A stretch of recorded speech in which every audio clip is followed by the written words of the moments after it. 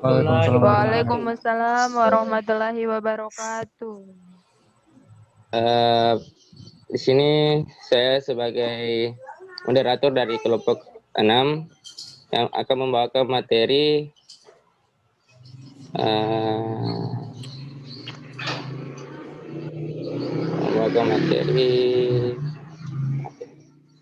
sumber ajaran Islam. Yang pertama, marilah kita panjatkan puji syukur atas kehadirat Allah Subhanahu wa taala dan atas nikmatnya lah yang bisa hadir di pertemuan virtual hari ini. Baiklah, saya akan membawakan materi saya, yaitu sumber ajaran Islam. Yang pertama itu Al-Quran sebagai sumber ajaran Islam. Pengertian dan nama Al-Quran. Al-Quran adalah firman Allah yang diturunkan kepada Muhammad yang menjadi mukjizat dan menjadi ibadah bagi yang membacanya. Secara etimologi, Al-Quran artinya bacaan, kata dasarnya qira'ah yang artinya membaca. Secara terminologis, Al-Quran adalah kalamullah yang diturunkan kepada Nabi terakhir Muhammad SAW melalui perantaraan malaikat Jibril.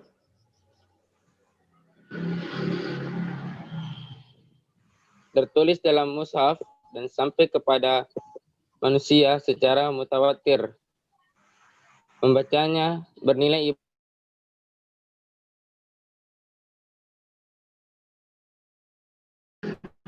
nama-nama Al-Quran.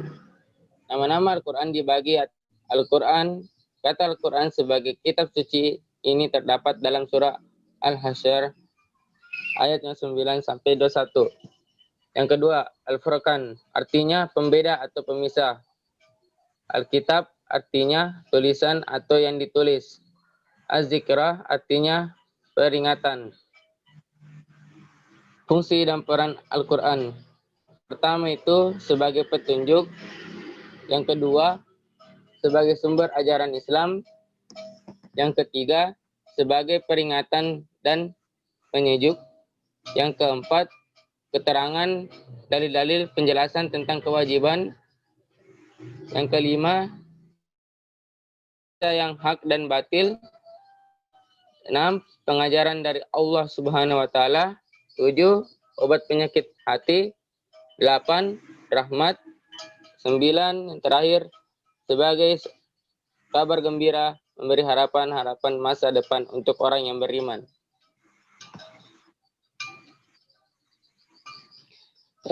Baiklah, untuk selanjutnya saya serahkan kepada teman sekelompok saya, yaitu Rahmi Bursenuddin. Dipersilahkan. Hadis sebagai sumber ajaran Islam. Pengertian menurut terminologi Islam, hadis adalah perbuatan, perkataan, dan takrir, ketetapan atau persetujuan Nabi Shallallahu Alaihi Wasallam. Hadis dapat dibagi 3, yaitu hadis qauliyah adalah hadis dalam bentuk perkataan atau ucapan Rasulullah Shallallahu Alaihi Wasallam. Hadis fi'liyah adalah hadis yang bentuk perbuatan. Hadis takririyah adalah ketetapan Nabi, yaitu diamnya Nabi atas perkataan atau perbuatan sahabat, tidak ditegur atau dilarangnya. Selanjutnya, kedudukan dan fungsi hadis terhadap Al-Quran. Hadis menempati sumber norma ajaran Islam kedua, Islam Al-Quran. Keseharusannya hadis terdapat Quran surat Muhammad. Saya akan melanjutkan materi, yaitu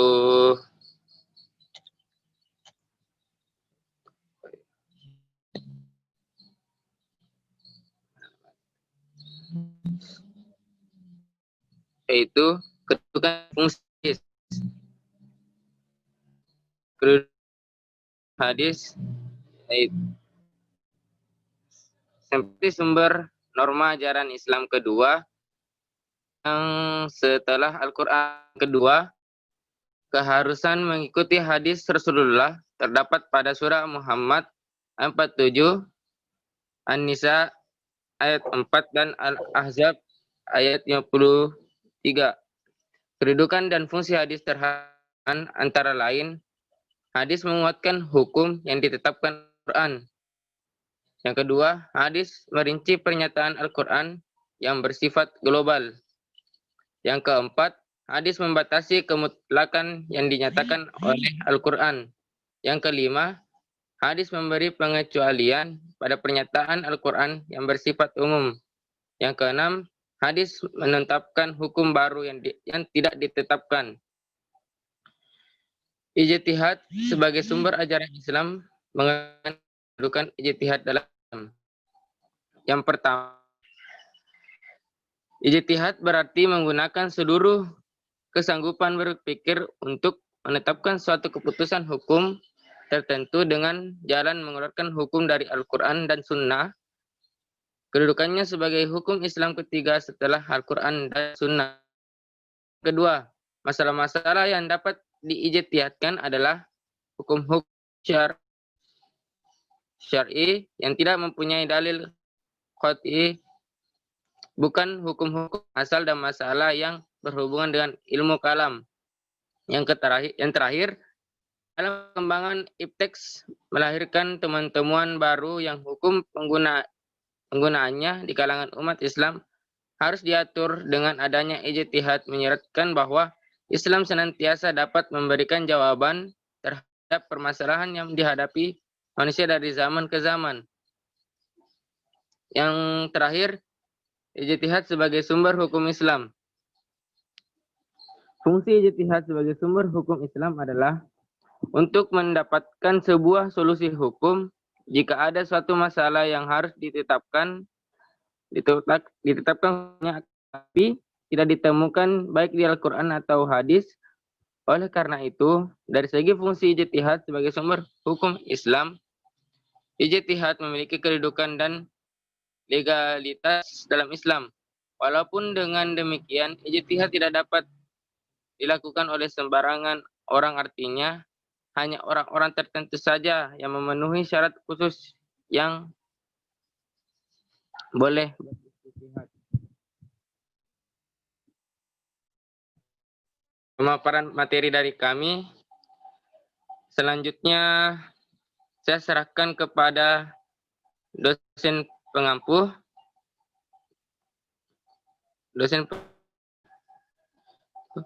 Dinul Fitra Mubarak Estos Emsos, dipersilahkan dengan hormat.